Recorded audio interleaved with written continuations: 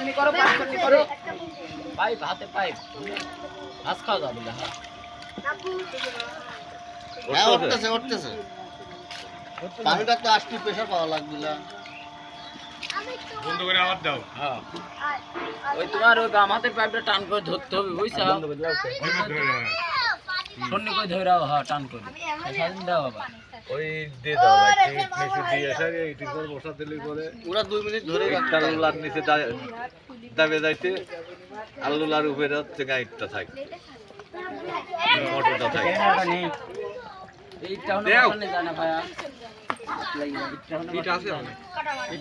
না বা তো মানে ধর গা রোজের মশারি ধরো